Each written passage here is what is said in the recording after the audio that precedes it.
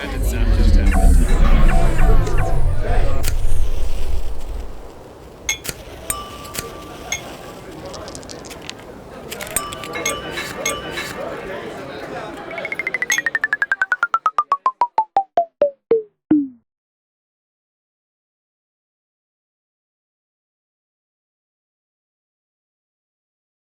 nombre es Antonio Ortega Santos, soy catedrático de Historia Contemporánea de la Universidad de Granada y responsable del grupo de investigación STAN, South Training Action Network of the Coloniality, que es un grupo de investigación de la Junta de Andalucía consolidado y que también es institución del Consejo Latinoamericano de Ciencias Sociales.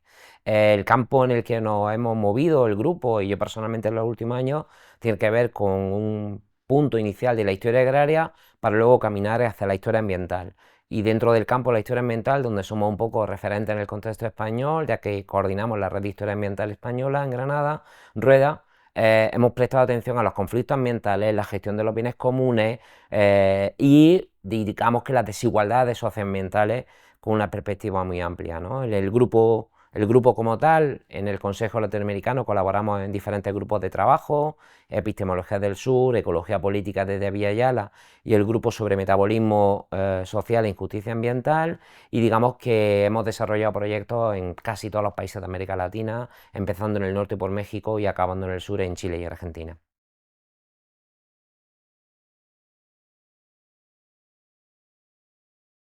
Es una perspectiva de investigación y una perspectiva también de compromiso académico, ¿no?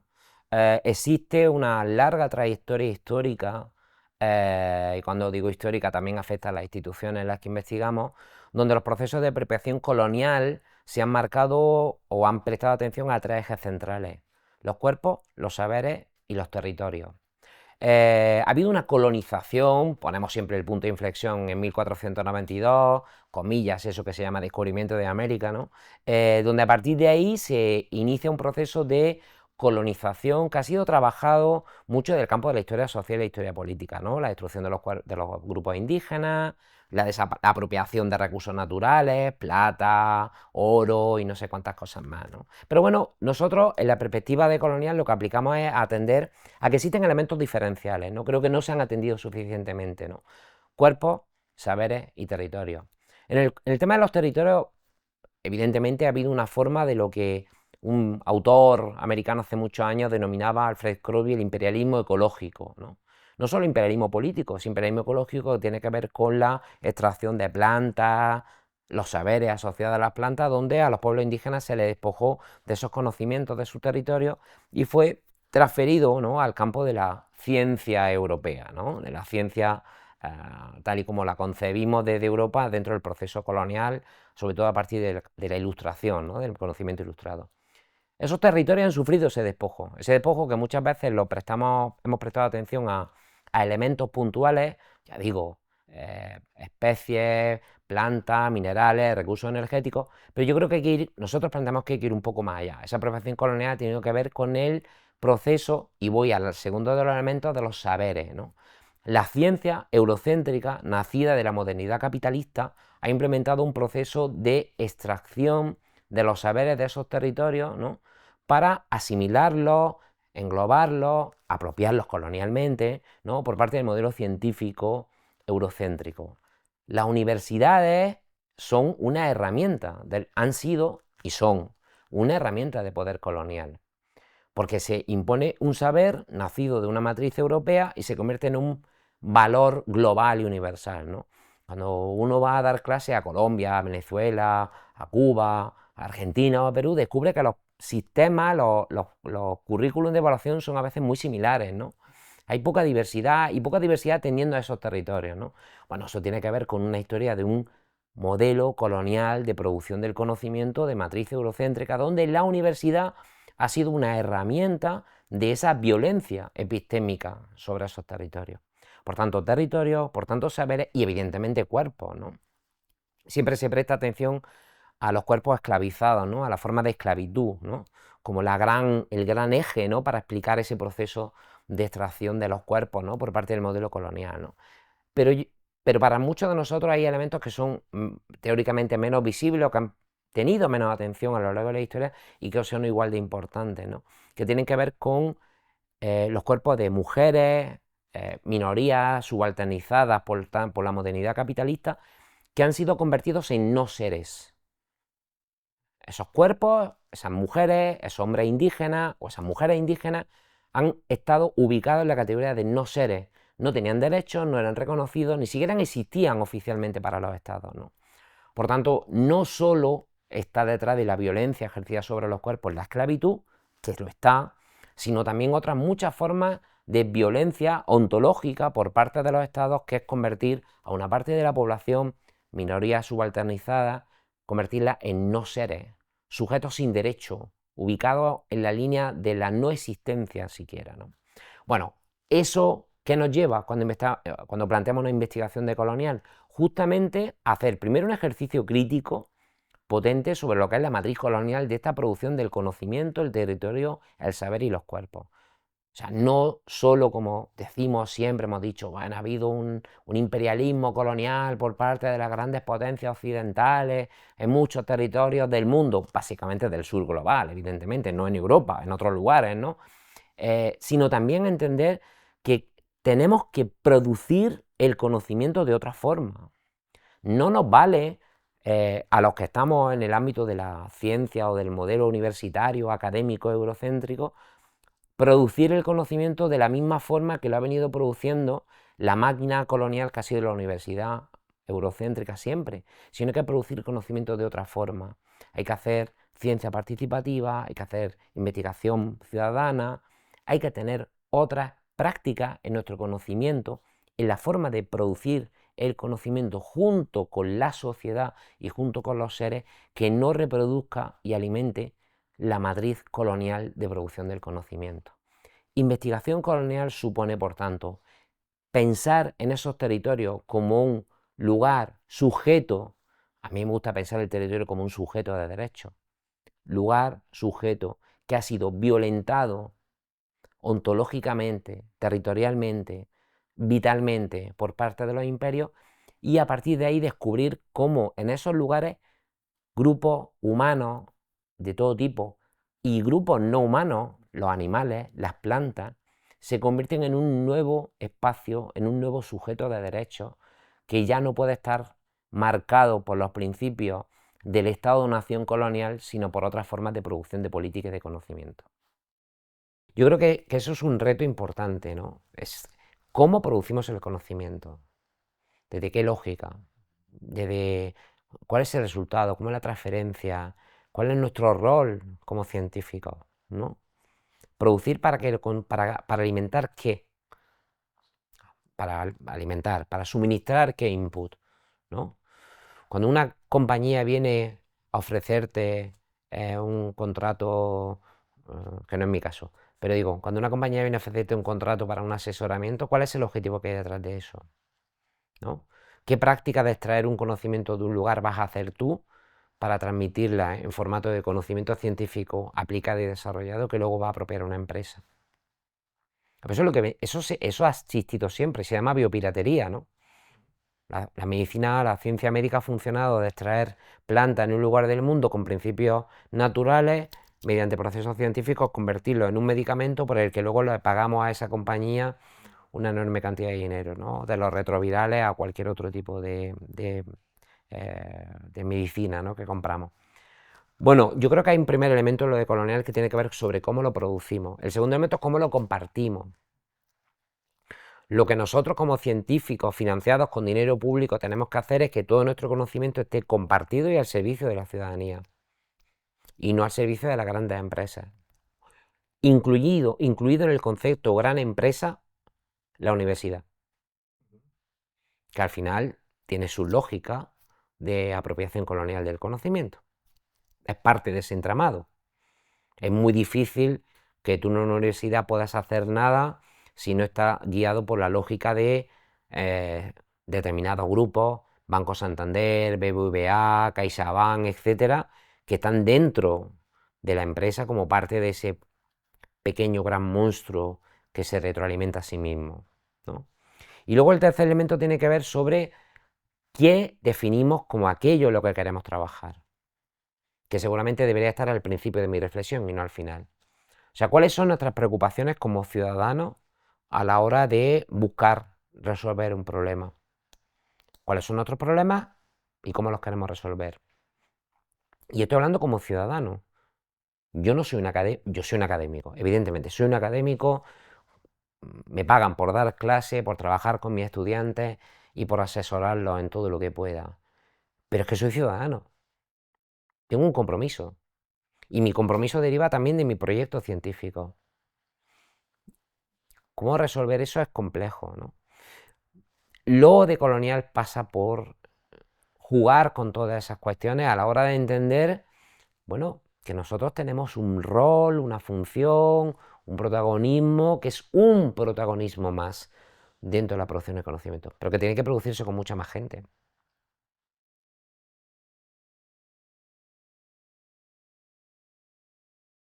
Marcando un poco la línea que tiene que ver con ese sujeto potente de construcción del poder que ha sido el Estado-Nación, ¿no? En Europa y fuera de Europa, ¿no?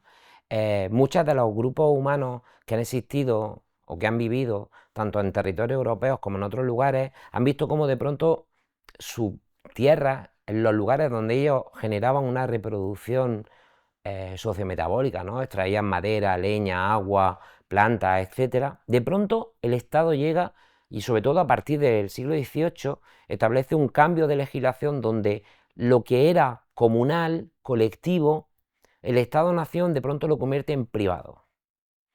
No solo lo privatiza, no solo convierte los bienes comunes en bienes privados por la conversión de la forma de propiedad. En muchos casos la forma de propiedad pervive, o sea, los comunes son comunes, ¿no?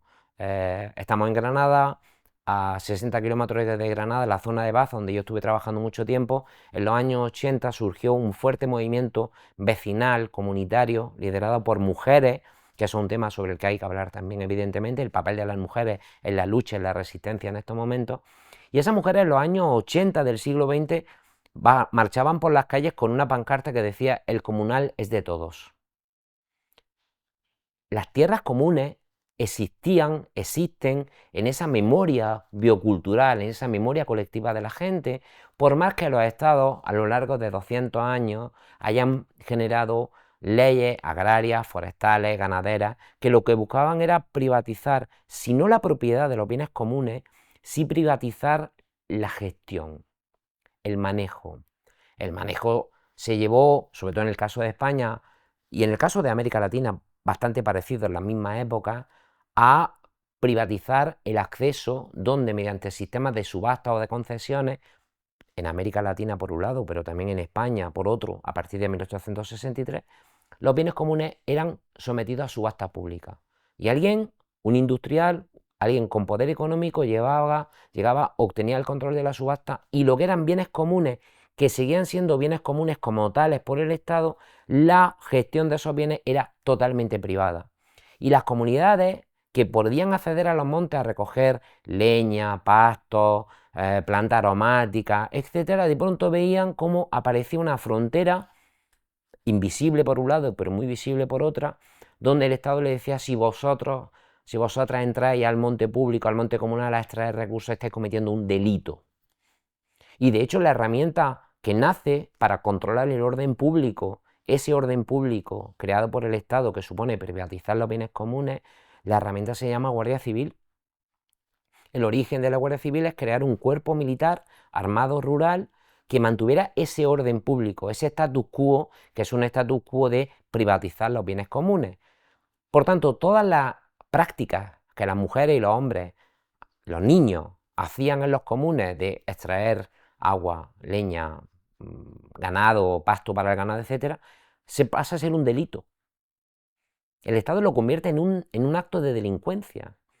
Evidentemente, si tú a la gente que venía realizando durante siglos esos procesos de extraer recursos del monte comunal pasan a ser convertidos en delincuentes, pues la gente lucha, la gente resiste, porque se le está privando de lo básico: comida, agua, alimento para su ganado, biocombustible, ¿no?, para calentar sus casas y para cocinar.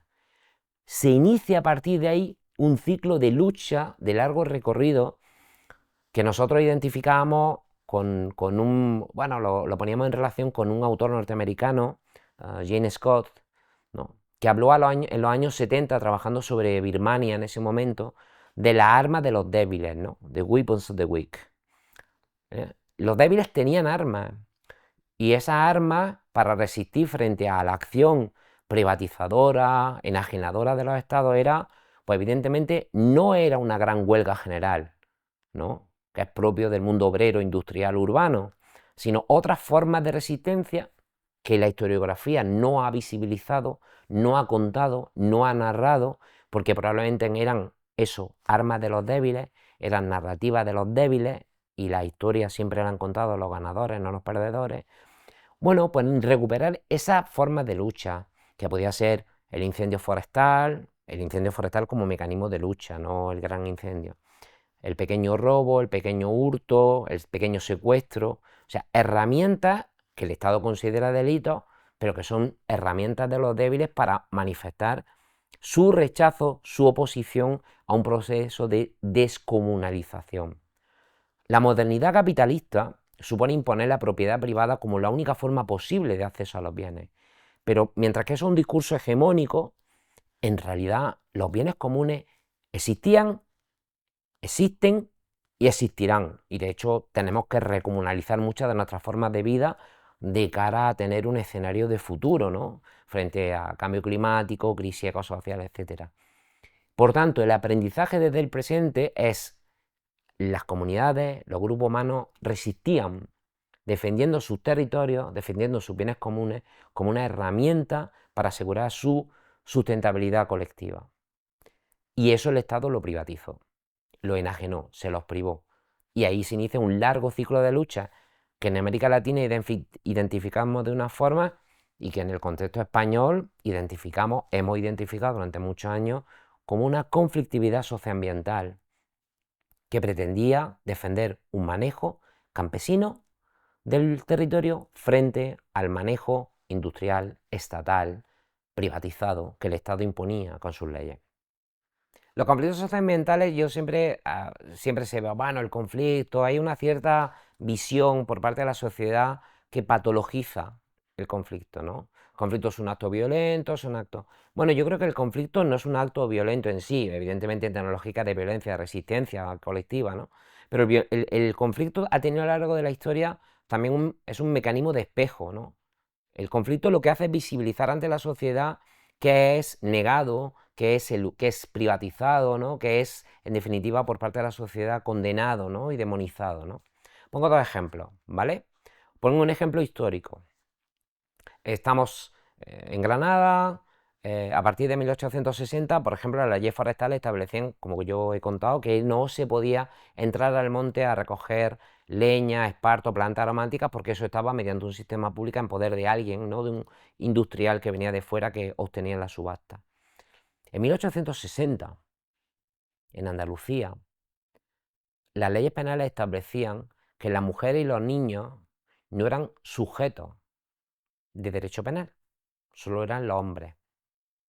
En 1860, cuando había que entrar al monte a recolectar productos silvestres, plantas aromáticas, etc., por tanto, la comunidad se arriesgaba a que si lo realizaba un hombre fuera detenido y llevado a la cárcel, la lógica de las comunidades fue que todos esos actos de apropiar, recoger, recolectar, los realizaban mujeres y niños, porque evidentemente nunca podían ser ni detenidos ni condenados.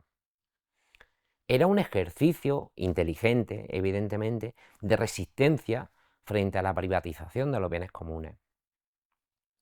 Las mujeres en 1860 se sentaban en el monte, hacían una sentada, por tanto, eso que luego Gandhi llamaba resistencia pasiva, se sentaban en el monte para impedir que se pudiera extraer planta aromática, esparto, leña. En 1860, las mujeres de Andalucía, si se me permite la expresión, habían inventado la resistencia pasiva, que luego todo el modelo gandiano desarrolló, ¿no? Formas de resistencia pasiva. Eso lo han venido haciendo las comunidades, en este caso las mujeres, en 1860 en Andalucía, para ejemplificar eso, ¿no? 60 años más tarde, en la India, ya con la figura de Gandhi, aparece el movimiento Chitko. El movimiento Chitko en hindi significa abrazar, ¿no? Las mujeres abrazaban los bosques para impedir que se les talara. Lo mismo que en estos momentos se está realizando en muchos lugares de España, por ejemplo, ¿no? Abrazar un árbol para impedir su tala, ¿no? Bueno, pues hay un largo hilo histórico, a veces no visible o no visibilizado, que permite entender esas formas de resistencia, de lucha, por parte de las mujeres. Ahí tendremos que entrar al debate sobre la forma de resistencia del ecofeminismo, etcétera, a lo largo de la historia, para ejemplificar este tipo de conflictos, ¿no? Eso es una perspectiva histórica. Hace unos días yo estaba en Chile, ¿no? Trabajando en la zona frontera sur del desierto de Atacama, donde ahora se convierte en una nueva frontera energética. El litio, la batería de los coches eléctricos, ¿vale? Entonces ahí desembarcan básicamente tres compañías, tres grandes empresas que controlan el 80% de la producción y comercialización del litio en el mundo. SQM, que es una empresa de capital canadiense, y dos empresas de capital chino, básicamente, ¿no? Bueno, pues me parecía muy interesante porque yo hace 2 semanas estaba hablando con, de nuevo, mujeres de las comunidades Colla que están en contra, rechazando, primero rechazando y luego a lo mejor negociando, también rechazando la extracción del litio por parte de esas compañías multinacionales, transnacionales, donde alguna de ellas, SQM, que es la más potente en el mundo, ha establecido un acuerdo con el gobierno de Chile para estatalizar la extracción del litio. No he dicho nacionalizar, he dicho estatalizar. O sea, el Estado y la empresa llegan al acuerdo de cuánto litio, dónde y cómo se extrae. Negociando, estableciendo un mecanismo de negociación con las propias comunidades Colla, comunidades que son de origen, de liderazgo absolutamente femenino, son las mujeres las que dirigen esas comunidades. ¿Cómo negociamos? ¿Cuánto extraemos? ¿Qué beneficios va a tener para la comunidad el permitir un cupo determinado de extracción de litio? Está hablando de litio que se extrae básicamente en los salares de Maricunga, por ejemplo, que están a 4.500 metros de altitud, ¿vale?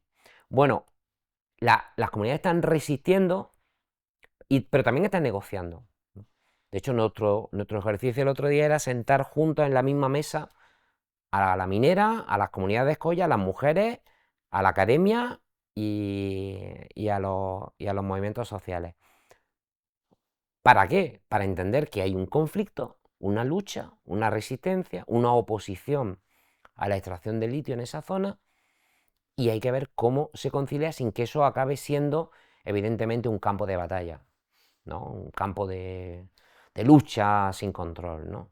Bueno, hay un proceso que está abierto, que está ahí, que ya veremos hacia dónde va en el futuro, pero que viene de un movimiento previo donde las mujeres de las comunidades Colla han entrado a los parques nacionales, han entrado a los parques naturales, ocupando unos territorios que teóricamente ellas consideran territorios ancestrales,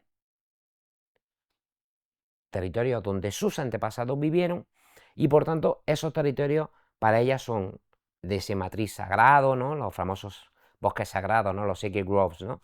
Para defender esos territorios. Y por tanto, como nosotros en estos territorios hemos estado siempre, somos los interlocutores que negociamos con las mineras. No es el Estado, somos nosotras, ¿vale?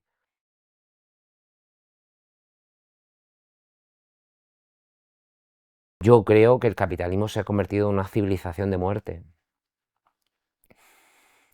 Los informes de Human Rights Watch todos los años contabilizan más de 270 líderes comunitarios, muchas de ellas mujeres, empezando por Berta Cáceres y acabando por otras muchas menos conocidas, que son asesinadas todos los años por intereses empresariales, estatales, de mucho tipo, que están implementando en sus territorios procesos de enajenación, extracción de recursos, despojo, desalojo de esas comunidades que habitan en esos territorios.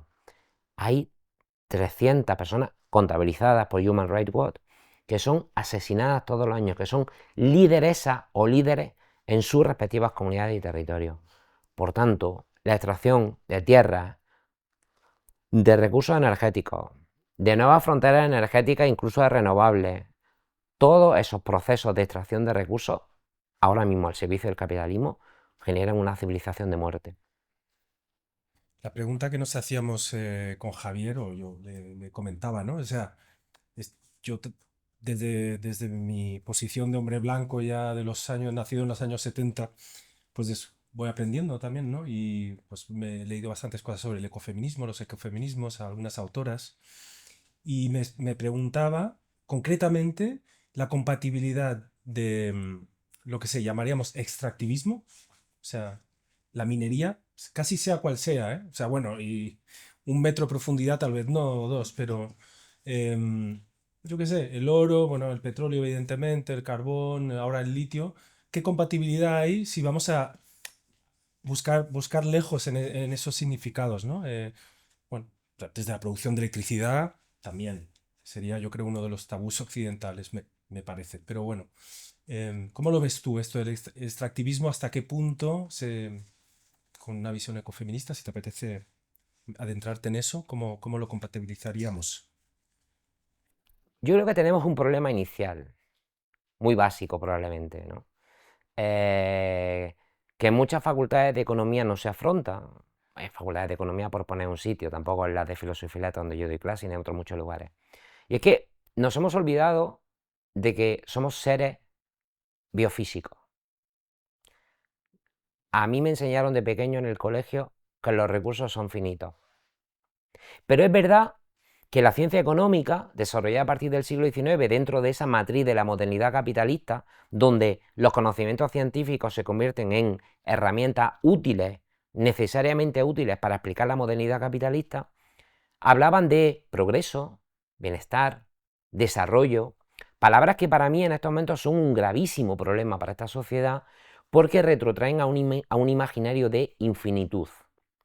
Vamos a estar desarrollándonos siempre, vamos a estar progresando siempre, vamos a tener obtenido bienestar siempre. Y para mí hay un problema en el campo de la economía ecológica, los que trabajamos en economía ecológica lo debatimos mucho, lo tenemos bastante claro, y es que los recursos son finitos. Si los recursos son finitos, el desarrollo no puede ser infinito, porque nos estamos comiendo el futuro, nos estamos descontando el futuro de nuestros hijos en el presente. Por tanto, asumamos primero una herramienta conceptual y es: no tenemos recursos infinitos.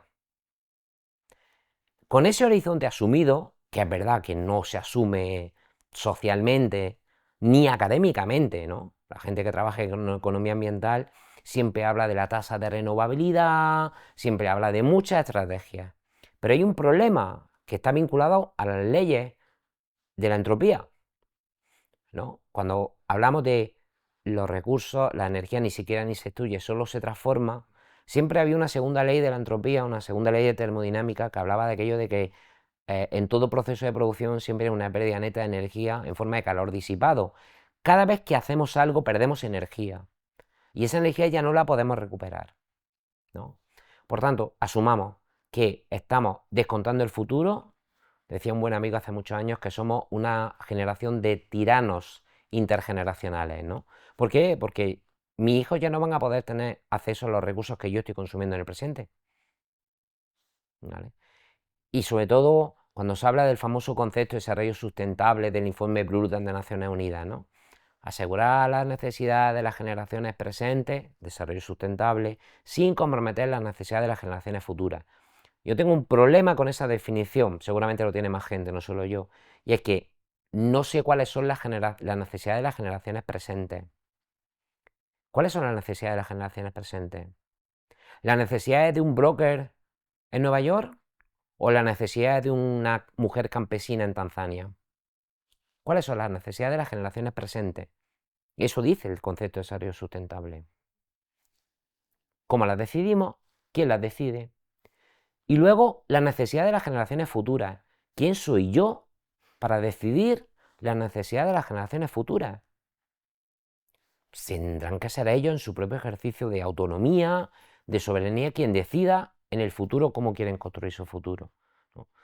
En esa es en la lógica en la que la práctica y la lógica del ecofeminismo nos vuelven a situar en un escenario que es el escenario de los cuidados, de la atención a la tierra, de la atención a lo cercano, de los afectos, que seguramente van a ser unas herramientas muy útiles para salir de esa trampa economicista en la que estamos inmersos, ¿no?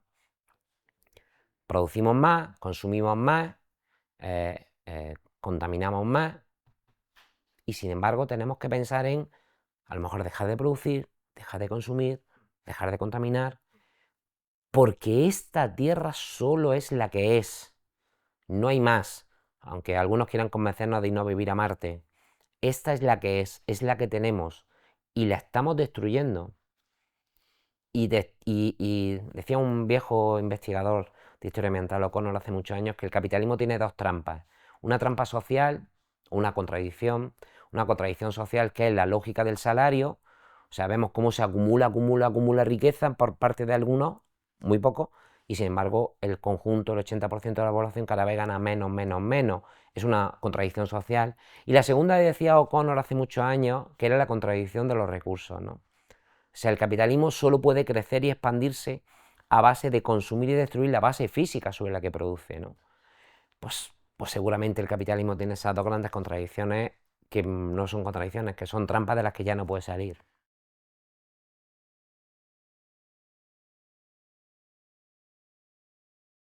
Hacer historia ambiental tiene que ver, decía un viejo profesor norteamericano, William Cronon, hace muchos años, que hacer historia ambiental es hacer contrahistoria. O perdón, hacer historia del contrapoder. Los que hacemos historia ambiental no estamos, evidentemente, vinculados a espacios de poder, ¿no? Ni a la reproducción de esos espacios de poder, ¿no? Cronon decía eso hace muchos años, ¿no? Por tanto, hacer historia ambiental es hacer historia de la relación entre sociedad y naturaleza, entendiendo sociedad y naturaleza como dos sujetos históricos. Yo sé que muchos de mis compañeros historiadores ambientales esto no lo comparten, ¿no? El sujeto histórico es la sociedad y la naturaleza es un objeto. Pero vuelvo al principio de esta conversación. La lógica de la modernidad capitalista convierte la naturaleza en un objeto. Y tenemos que decolonizar esa práctica que objetiviza la naturaleza para volver a convertir la naturaleza en un sujeto de derechos. Sujeto de derechos constitucionales. Colombia, río Ataco. El río Ataco en Colombia desde hace unos meses es un sujeto de derechos constitucionales. Lo mismo en Bolivia, lo mismo en otros lugares del mundo. Lo mismo que aquí. La famosa ILP del Mar Menor. El Mar Menor es un sujeto de derechos. Por tanto, no parece tan extraño eso que podemos argumentar. Por tanto, hacer historia ambiental de relaciones sociedad-naturaleza, entendiendo la sociedad y la naturaleza como sujetos históricos. Tenemos que analizar cómo ha sido nuestra relación. Coevolutiva, depredadora. Habrá diferentes lugares, diferentes territorios, diferentes realidades que nos permitan analizar esa relación, ¿no? Porque al final es la relación que supone sociedad-naturaleza, injusticias sociales e injusticias ambientales. Nada es perfecto, ninguna relación lo es. La relación sociedad-naturaleza tampoco. No es cuestión de determinismo social, ¿no? De, bueno, es que nosotros apropiamos la naturaleza para satisfacer nuestras necesidades, que es verdad, ni de determinismo ambiental.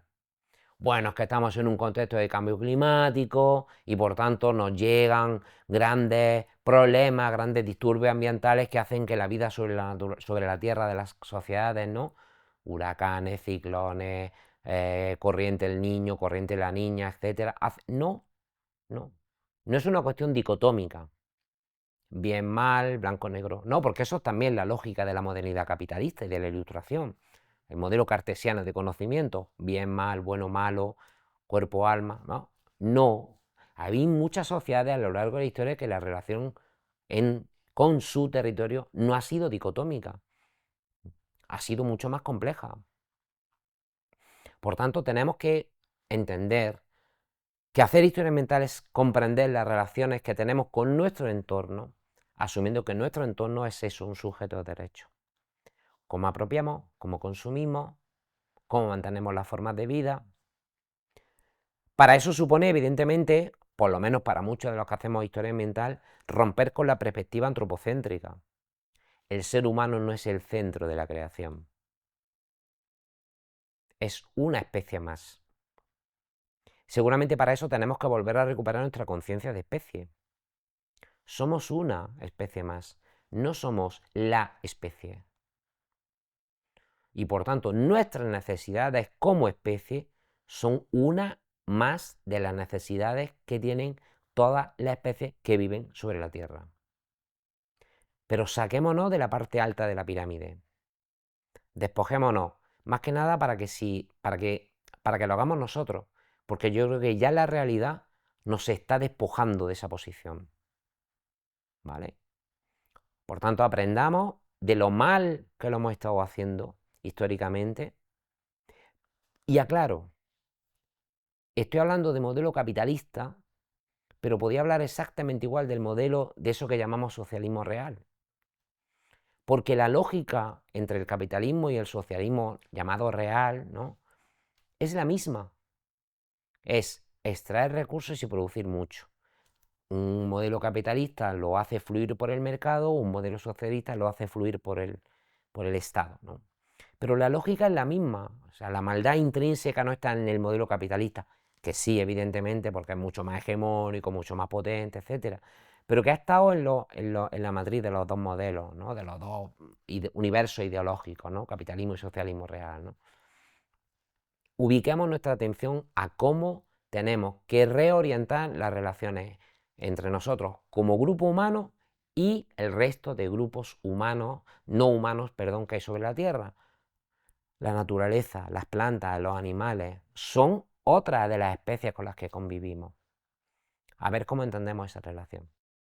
La historia ambiental como disciplina nace como hace unos 50 60 años y tiene que ver con la preocupación de una serie de académicos que a partir del año 60, en eso que se llaman los nuevos movimientos sociales, ¿no?, ecologismo, pacifismo, feminismo, trasladado al campo de la academia, empieza a traducirse en una preocupación por los impactos del modelo industrial capitalista sobre las condiciones de vida.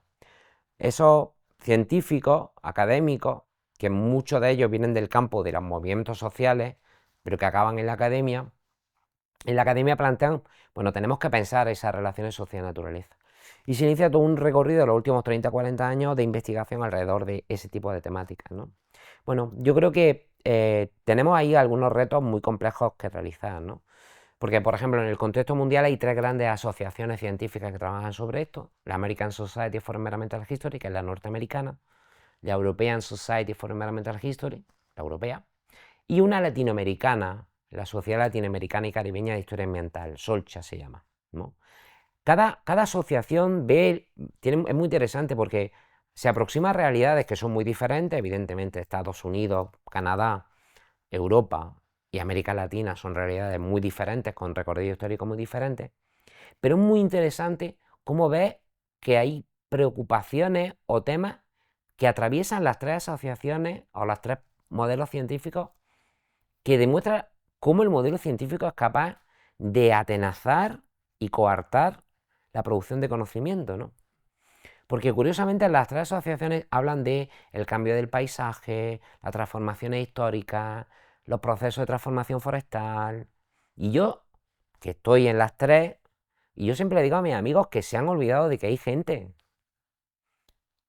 Que todo eso que describimos de forma muy plana, en el fondo, primero, supone una legitimación del modelo colonial, porque lo que estamos simplemente es narrando la transformación del paisaje en los últimos 400 años.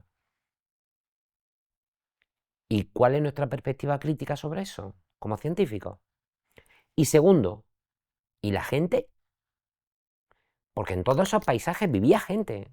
Había gente que consumía, que apropiaba, que de pronto es asesinada, que de pronto es expoliada de su territorio.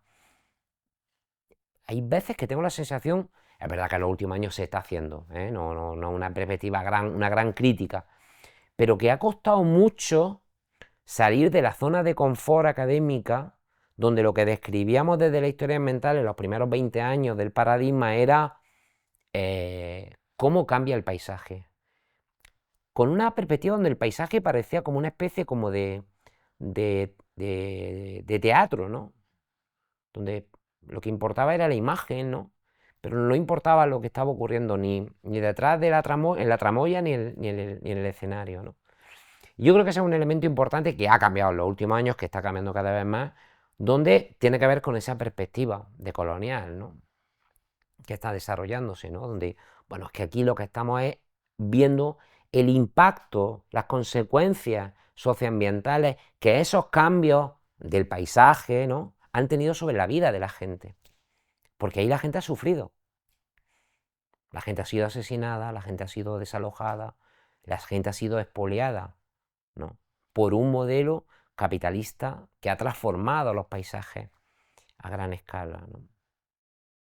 Muir, John Muir, Aldo Leopold y todos esos padres, que son hombres, ¿eh? Que es importante, que son hombres, ¿eh?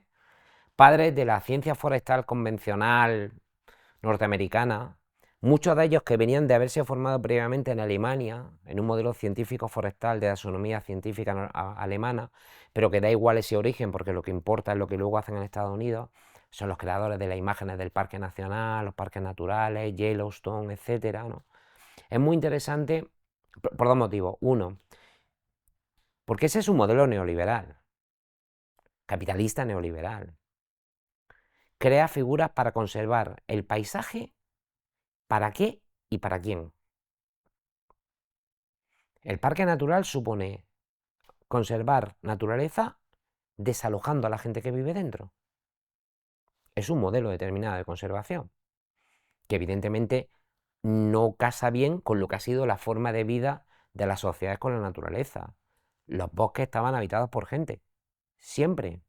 El modelo científico conservacionista norteamericano, Leopold Muir y toda esta gente, lo que hace es decir, bueno, conservar significa producir de forma sostenida naturaleza sacando la variable población del territorio. Yo siempre cuento una anécdota. Yo estuve trabajando en la Universidad de Yale en Estados Unidos, donde está la School of Forestry, que justamente uno de estos personajes crea. Y es muy interesante ver que la escuela forestal de la Universidad de Yale, donde yo estaba trabajando, no en la escuela, sino en esa universidad, tiene una estatua de este señor en la puerta y todos los científicos forestales cada vez que entran, todas las mañanas de su vida, hacen una reverencia y genuflexión a la figura de Leopold. Es una cosa impresionante como para verla grabado, ¿no? Digo, bueno, pues tiene que ver ese modelo científico, ¿no? Que está detrás de todo esto, donde ellos hablaban de la producción sostenida de naturaleza. Esa producción sostenida es producir para qué y para quién. Es un debate complejo, yo lo sé, pero es un debate que hay que extender en esta sociedad. Todas las formas de conservación de la naturaleza que proponemos, parque nacional, parque natural, etcétera, es conservar qué, para qué y con qué objetivo. Porque al final yo tengo la sensación de que son otras herramientas más del modelo capitalista. Tú visitas un parque y pagas una entrada, ¿vale? Tenemos que pensar desde la ciudadanía esas formas de conservación, para qué sirven y cuál es el objetivo que tienen. ¿Y Leopold? ¿Puedes hacer unas pinceladas? Leopold es un forestal norteamericano que justamente plantea la figura de los parques nacionales, ¿no? Que el primero es Yellowstone. Yellowstone se crea como un laboratorio, ¿no? Para experimentar lo que supone conservar la naturaleza de forma prístina, salvaje. Es muy interesante porque todos sus escritos tienen una visión mística de la naturaleza. La naturaleza es como una especie de lo salvaje, protegido, ¿no? Un rollo esencialista, ¿no? Es un esencialista de la naturaleza, ¿no? Casi, casi eso, mística, ¿no? Y claro, construye toda esa narrativa de la naturaleza conservada de forma prístina, salvaje, sin gente, como una herramienta para producir, básicamente para producir madera, para producir naturaleza convertida en madera, ¿no? Entonces es un juego un poco, no un poco, es muy peculiar, ¿no? Porque es La naturaleza hay que protegerla como algo salvaje, ahí, ¿no? Y no manejado, pero sin embargo detrás de esto estamos una lógica que es entender que la naturaleza es un input más del modelo económico, ¿no? Él hablaba de sustained production, de producción sostenida. Cuando dices mística, a mí no me suena mal, de repente. Y a mí no me suena mal, Pero entiendo que igual era un poco pantalla eso. a mí no me suena mal lo que hacía, pero luego hay una deriva que se llama el Sierra Club. El Sierra Club es un lobby ambiental norteamericano que tiene miles de millones de personas, que cuando uno va a una librería compra la guía para hacer trekking en no sé qué parque del Sierra Club, ¿no? Es un negocio, en definitiva, ¿no? Y que se crea a partir de 1890 justamente con la figura de Muir, de Leopold y de toda esa gente, ¿no? Hay un precedente que se cita menos, que hay algunos compañeros que se citan, que es George Perkins Marsh, que es el punto de partida con un libro de 1860 que se llama Men and Nature, hombre en la naturaleza, ¿no? Que es un poco el personaje que pivota, ¿no? Todas estas figuras que surgen en la ciencia forestal norteamericana. Y todos hablan de esa visión de la naturaleza como algo místico, pero es un misticismo muy peculiar, ¿no? Ellos hablan de el wilderness idea, ¿no? La idea de lo salvaje, ¿no? Que bueno, que sí, pero que tiene su peculiaridad, porque al final es eso de decir, no, esto aquí fuera de la acción del ser humano, el ser humano fuera de todo esto.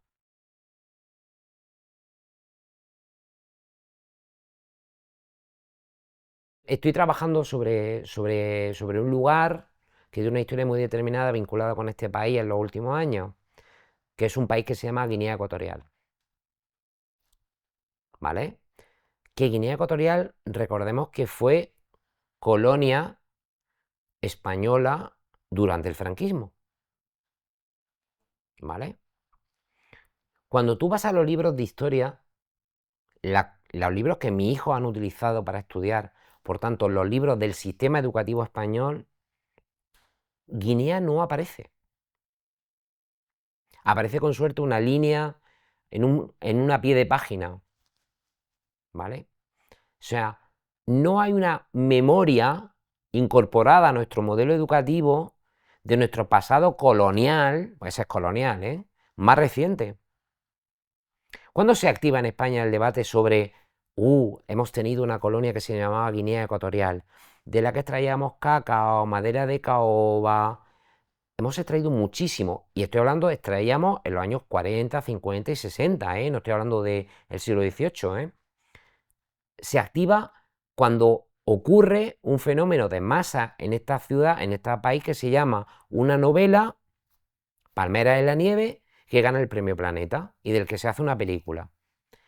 Y hace unos años esta sociedad, la sociedad española, descubre que Guinea estaba ahí. Estaba ahí durante el franquismo. Se aplicaron políticas de violencia contra las mujeres negras guineanas por parte de los militares franquistas. Se fueron esclavadas como prostitutas. Durante el franquismo, a partir de 1940, Franco crea una institución en la que estamos trabajando, investigando su lógica, que es una especie como de think tank, ¿no? De tanque de pensamiento, que se llama el Instituto de Estudios Africanos, el IDEA. El Instituto de Estudios Africanos lo que hace justamente es promover una visión de la tierra, la naturaleza y la sociedad de Guinea anclada en la lógica de lo que es el franquismo.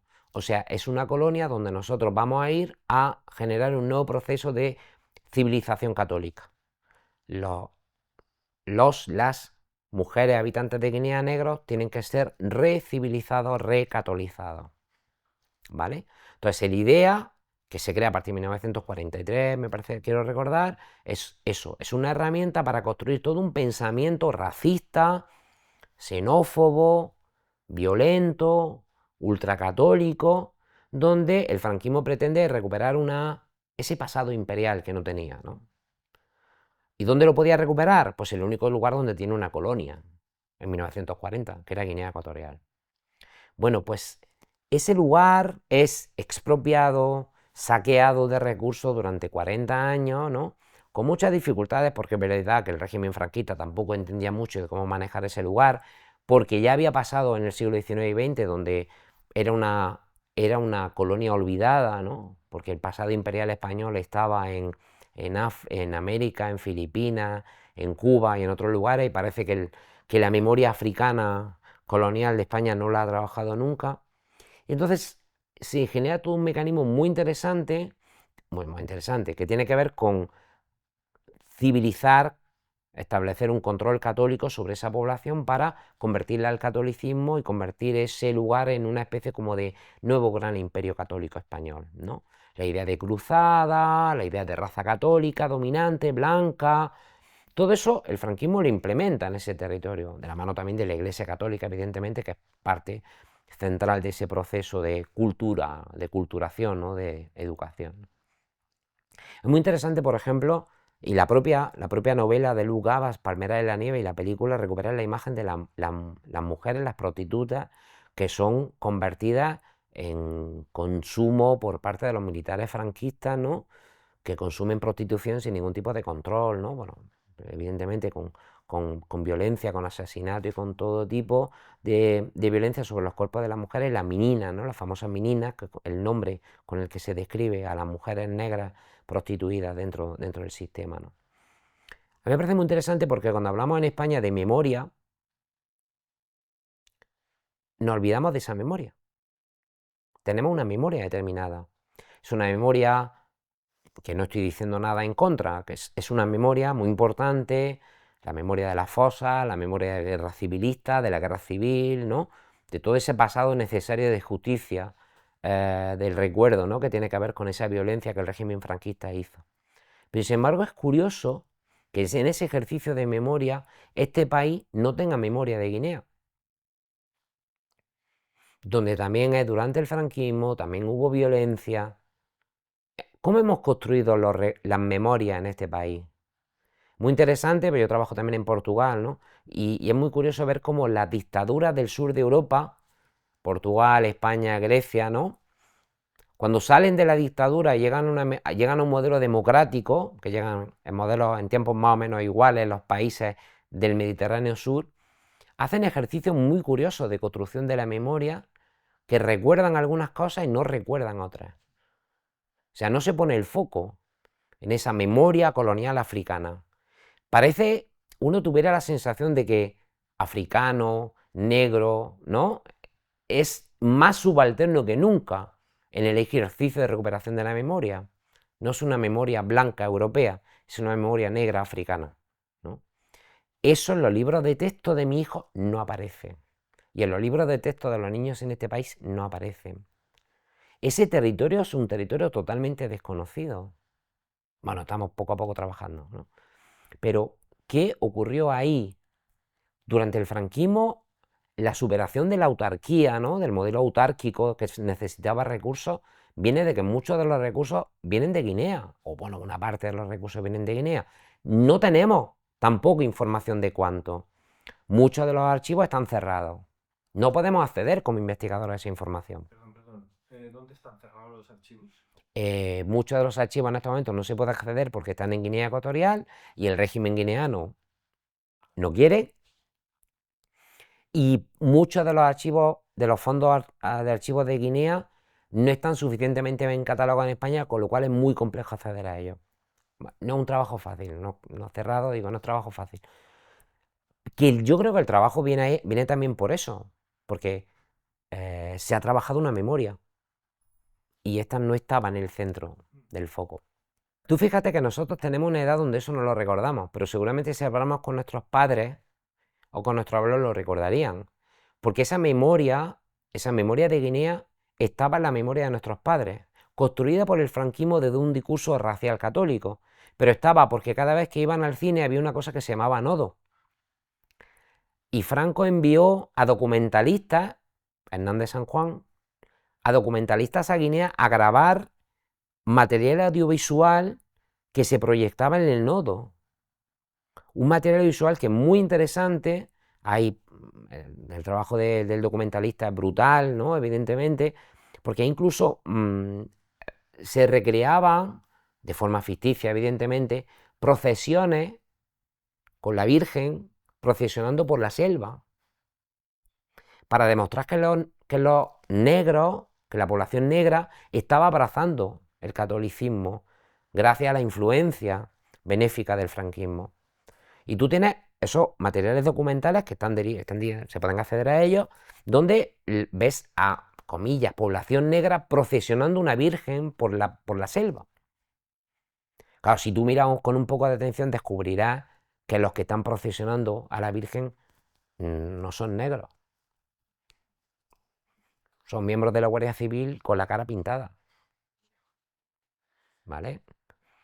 Pero la lógica de la propaganda del franquismo era muy eficiente a la hora de mostrarle a la población española un lugar salvaje, ¿no? Una jungla, ¿no?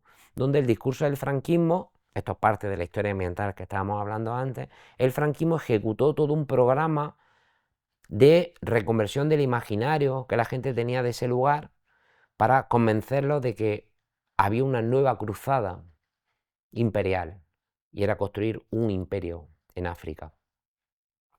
Estoy hablando en la locura del régimen, claro. Evidentemente, su control del territorio era mínimo, mínimo, evidentemente.